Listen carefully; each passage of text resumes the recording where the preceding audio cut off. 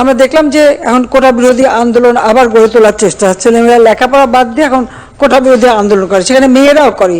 এখানে আমার একটা প্রশ্ন আছে, যারা এর আগে কোটা বিরোধী আন্দোলন করেছিল তারা যে পাবলিক সার্ভিস কমিশনে কতজন পরীক্ষা দিয়েছিল আর কতজন পাস করেছে সেই হিসাবটা একটু বের করা দরকার। তারা দেখাক যে পরীক্ষা দিয়ে তারা বেশি পাস করেছিল, মেয়েরা বেশি পাস করে বেশি চাকরি পেয়েছে কিনা, সেটা আগে তারা প্রমাণ করুক।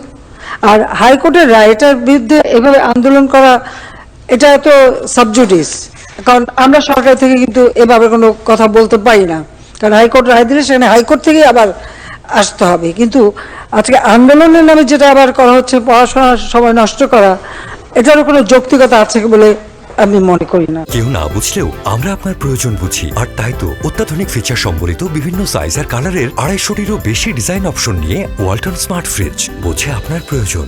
আগে যেখানে কোটা থাকতে মেয়েরা যে পরিমাণ সুযোগ পেত, সেই পরিমাণ সুযোগ কিন্তু এই কয়েক বছরে আর পায়নি, এটা হলো বাস্তবতা।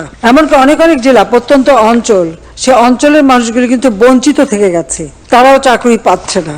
এবং এইরকম বঞ্চিত হওয়ার কারণেই কেউ মামলা করে, হাইকোর্ট একটা রায় দেয়, হাইকোর্টের রায় আমরা সবসময় সেটাই মেনে নিই। সার্বজনীন পেনশন স্কিম আমরা দিয়েছি, এটা সকলের জন্য, এটা আমাদের নির্বাচনী ইস্তেহারে ছিল।